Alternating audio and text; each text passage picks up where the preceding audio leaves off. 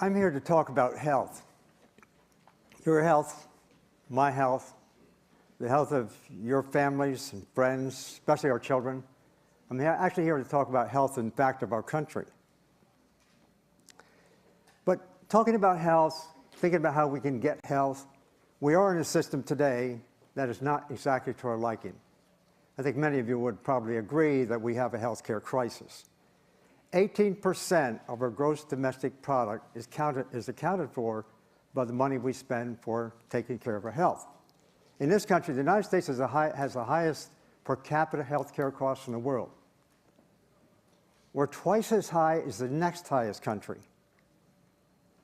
But in spite of all this money that's being spent, the quality of our health care, we've got to really face it, the quality of our health care in this country, according to the statistics and health indicators, we place us near last among similarly economically developed countries. On top of it, we've got another problem too. We've got more than 50 million people who don't have health insurance. And that's up 40% just in the last decade. This is a fantastic business model, I think you would agree. It really has been. A lot of people are making a lot of money. But as far as health, it's not a good health model. In terms of looking to the future of what's likely to come because of this problem we presently have, if the tripling of childhood obesity during the last decade, or the last 30 years, is any indication, we're not going in the right direction. Especially when we think about, too, the invasion of our children by type 2 diabetes. It used to be called adult onset diabetes. We might as well put the children thing in it, too. Or the 83% increase in a harsh drug like Ritalin in our children during the last 4 years. Something's not quite right. I'm talking about prescription drugs, by the way. At the present time, 9 out of 10 people 60 years of age and older are consuming at least one or more prescription drugs on a regular basis. I'm not one of them, by the way, and I'm more than 60. Neither is my wife taking drugs. Prescription drugs costs, on the other hand, have doubled in the last decade, and that's after we take into consideration adjustment for inflation. And on this particular point, as much as we are using prescription drugs these days, it's sort of the centerpiece of our healthcare system, it turns out it's the number 3 cause of death. Some would say number 4, depending on how you divide up the first 3. But in any case, you don't see this listed in the causes of death in most of the popular reports. Something's missing. Something is missing from our system, and that's really what I want to talk to you about. I'd like to suggest it's nutrition. We don't understand it. It's confusing. And on this question concerning nutrition, let me just do a little defining here, if I may. Nutrition, if we think of it biologically, is actually using food to maintain health and prevent disease. And the typical diet that we now, in my view, believe is the healthiest possible diet is the so-called 80-10-10 diet. Namely, it's the nutrient composition having to do with 80 parts carbohydrate, 10 parts protein, 10 parts fat on the basis of an energy basis. And that translates into a practical message. What I'm talking about now, it's a whole food, plant-based diet with little or no of the 3 devils, oil and fat being one, sugar and salt. That's the diet that really does create optimum health. And on that question concerning nutrient composition, by the way, nutrient composition is the index. It's the characteristic of food that best defines its effect on us in terms of health. And in terms of this nutrient composition question, antioxidants, complex carbohydrates, and vitamins those are the key elements that really give rise to health. They're all found in plants. That's what plants really are. Plants make these things. Animal foods don't make these things. We might see little antioxidants in animals from animal-based foods from time to time, but that has to do with the animals having eaten that kind of thing before they were slaughtered. Fat and protein are essential elements, absolutely essential elements. But it turns out that plants have around 9–11% or so of their, on average. Animal-based foods have quite a bit more. So there's the distinctive difference between animal and plant-based foods.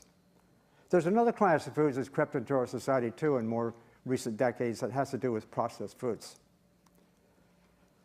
Processed foods, their nutrient composition is all over the map. It depends on how one combines pieces of the other groups of foods. Processed foods also are not good because they tend to be very high in salt, sugar, and fat, the three devils. So I come back to my main point is whole plant-based foods that really are doing the job for us. Now, when people think about whole plant-based foods, we've known for a good long time, our grandmothers told us, our mothers told us that it prevents future disease. But it's not only about using this diet to prevent future disease, and here is the kicker. Here is the thing that really matters that the public tend not to know. It's also about using this same kind of diet to actually treat existing disease. And I think this is a really important concept because it goes right to the core of what our healthcare and medical care system is all about. Here's a list of diseases, for example, that one can find in the legitimate scientific literature, in the peer-reviewed literature. Here are diseases that have been documented to be affected by a whole food plant-based diet. That is to say, this kind of diet prevents, suspends, that means stops the further progression, or cures all of these diseases. We can now cure heart disease in fairly late stages. We can cure type 2 diabetes in a very short period of time. I have spent more than 50 years in this field as an experimental researcher, if you will, in the area of nutrition. And I want to share with you a little bit about where I came from and why I think the way I do now. It's controversial for some, but nonetheless, I really believe in the data that we've obtained. Initially, I was involved in investigating nutrients on a one-by-one basis, and still today, that's the way research tends to work. Looking at one thing at a time, just one thing at a time. But over the years, I finally came to the view, and this is really where the punchline is here, this is where the power of nutrition really exists. Nutrition should be recognized as the holistic effect of countless nutrients involving countless diseases, working through countless mechanisms. Now I want to share with you just some, as I look back and sort of ask myself, how did I sort of get to this place? Because I didn't start here in my career some 50 years ago. And I want to share with you just a few observations that were taken from my own research, quite a number of years ago now, 30, 35 years ago, that kind of set the stage in a way for developing some principles that apply to what nutrition and health really is all about. This model I'm going to be telling you about in the next 3 or 4 slides here involves a laboratory animal model, laboratory rats in this particular case, that have been genetically programmed to get cancer. And so let's see what do we see. I'm interested in this particular case here to see what effect nutrition might have on that model, where the genes are there to create the disease. When we feed, in this particular case, an animal that has the ideal levels of protein, that being about 20% of total protein, when we feed a diet that is 20% diet of protein, these cancers are growing well in the first 6 weeks in those animals. In contrast, when you feed a diet of 5% diet of protein, they don't, even though they've been genetically programmed to get the disease. But this next little bit of this next observation really struck me as being quite significant. Namely, when we watch these sort of cancers growing in the first stage and switch the diet back and forth between 20% protein and 5% protein, you can see it there. We could get to a point where we could turn on and turn off cancer development, which is a very exciting concept. Because it basically says, in this case it's protein, but basically in a more general sense, it shows that nutrition controls cancer development. Very exciting concept. Instead of thinking about genes causing cancer or carcinogens causing cancer or viruses causing cancer, well, I'm talking about here in this particular case, nutrients, nutrition, basically controlling cancer development. Now, it turns out that the protein that we were using up until a certain point in time, didn't pay a lot of attention to it because it was a protein that was available for us, was casein. Casein is the main protein in cow's milk. Why is that important? Well, soy and wheat protein, for example, does not increase cancer development like does casein. Here's a couple of plant proteins not doing it, one animal protein doing it, a major difference between the two. So it suggested at that particular point in time the hypothesis that maybe animal protein would promote cancer and plant protein would prevent cancer. And that came down as a fairly general statement that I was to carry through much of my research. It turned out that's the bifurcation that really led to this distinctive differences between these two different kinds of foods.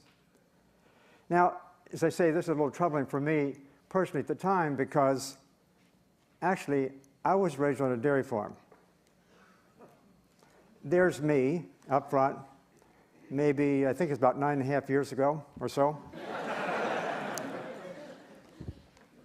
And another just sort of sidebar story here before I go on.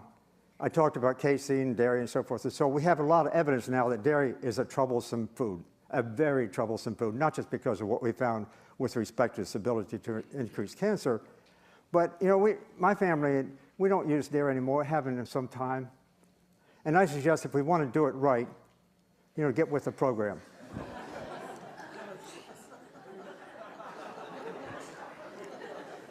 So let's go back then to the model that I was using just to tell you about some of the principles that in fact affected me and my thinking in a larger context as we went forward. Namely, in this particular case, we're looking at just not that 5%, 20% kind of thing, but we're looking at a range of protein concentrations in the food to see what happens. And you can see here that in the lower levels of protein, dietary protein from 4 to 10% in this particular case, it's not the exact amounts I'm really concerned about here, it's the inflection that I want to talk about. But with up to about 10% dietary protein, what you can see is that protein is doing its good thing. It's not creating cancer, it's not promoting cancer. Protein is an essential nutrient, we need it. Everything's working fine. So what I'm talking about here is when we consume it in excess of the amount we need. And in fact, most of us humans actually live in that red zone where we're consuming in excess of what we need. So that 10% is enough, really is enough. And that actually is provided by a diet made up of whole plant-based foods. If we're consuming a diet of whole plant-based foods, we're actually getting the ideal levels of protein. We don't need more. But unfortunately, 95% of us, according to the national statistics, are consuming in excess of what we need, and we do that by actually consuming animal-based foods. Now I want to just take you to just another little idea here coming from these experiments that I found very interesting. Just a little schematic, so just treat it as a schematic. I've just sort of given you two clusters of cells. One cluster of the red cells, those are the ones, let's argue, let's propose, they're the genetically programmed cells that give rise to cancer. The seed has been planted. The immunogenic event has occurred, okay? Those are the cells that are programmed to get cancer.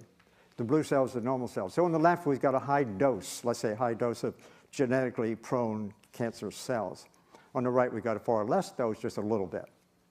Now, if all else is considered equal, if nothing else has changed beyond that point, obviously the one with the highest dose of the genetically programmed cancers are going to get more cancer. Fair enough. The ones on the right get less cancer. So in that particular case, it's legitimate to say that genes cause cancer. All diseases really start with genes at some fundamental level. So in this case, we can say genes cause cancer. Sort of makes sense. However, look what happens when we get to that stage. And now, you know, our genes are constant over a lifetime, more or less. But we go beyond the genes. If we look in this particular model here, it turns out that if you take the cells on the left, where there's a very high degree of genetic concentration of the cells, feed them the low protein diets, we get less cancer, not more. In other words, completely just switch it. So what really matters here is not the genes. What's mattering in this particular case is the expression of those genes. That in turn is controlled by nutrition. And that is really one of the most fundamental properties of nutrition across the board, not just in this particular model, but in this particular model, it was actually a key. It was a key, it was a lead-in, in fact, to a larger consideration. So nutrition controls cancer genes. It controls genes across the board. It's really quite interesting for all kinds of diseases. And so we can say nutrition trumps genes. That's my view, and we have lots of evidence now to really make that point. It's something we can do about rather than something we can't do anything about. And it turns out there's a list of these same diseases, again, that all basically start with genes controlled by nutrition. So I have a question in the current conversation we're having now. If nutrition controls genes, then why are we spending so much money for genetic research? In my estimations, a rough approximation, we're spending at least 100 times the amount of funding for genetic research than we do for nutrition research. When in fact it's nutrition that actually gives us the health. It's not the genes. Genetic research, of course, makes money. Or at least there's the perception of those who are making this money available that in fact it's doing that. Nutrition research only makes health. So it comes down to this. How do we understand nutrition? As I said in the beginning, it's about looking at one nutrient at a time. And we see that every day. The recommended dietary allowances, this nutrient, you need this much, food labeling. It's actually led to a vitamin supplement industry, as a matter of fact. A $30+ billion industry. We now know that nutrient supplements really don't do the job. That's not what we need. I like to say, let's call that an old paradigm. The practice of medicine was the same sort of argument. At the present time, our health system, our medical practice system is reductionist in nature. We think about single causes, single biomarkers. You go to the doctor, he tells you how much cholesterol you have, how much blood sugar, as if these are really things that count and all by themselves. Or single diseases, that's how we give them this international classification of disease code. Doctors get paid according to what they diagnose. By our thinking of health in terms of one thing at a time, in a narrow little context like that, what it means is, okay, well, now we're going to find one thing to cure things. We make drugs with all their side effects. That becomes the primary means of health maintenance. So I'm going to suggest we're at the threshold now. We can be at the threshold now of actually transforming the entire healthcare system and think of it a different way. Think about what we can do, and that's really about nutrition. There's countless, as I said. We have to think about nutrition. This is a real challenge to the way we do research, the way we think about things. Nutrition is not a one-on-one kind of thing. It's a collective thing. We call it holism, a holistic kind of idea. It's really, quite frankly, is anathema as far as the scientific community is concerned. That's at least my experience. But that's what nutrition is, many diseases, working as a symphony. And interestingly, this is simple. It's very complex biology, but it's a simple solution. Just decide what we should put in our mouths. A whole food plant, vegetables, fruits, grains, and legumes. Don't add back to oil, fat, and sugar. It's a lot cheaper. It really works. And as far as coming back to my initial thesis is concerned, we now have information, empirical data, to actually show that if you take a group of people, I've been involved in a couple of these tests now. If you take a group of people, give them the right food, the things that happen to us, whether we have a disease or not, are remarkable. You can see these things within a week or two. Cholesterols go down, body weight drops off, and I'm going to say that should be the future of medicine. Or let's say, I don't like the word medicine. Let's say it's the future of food and the future of our health. Thank you.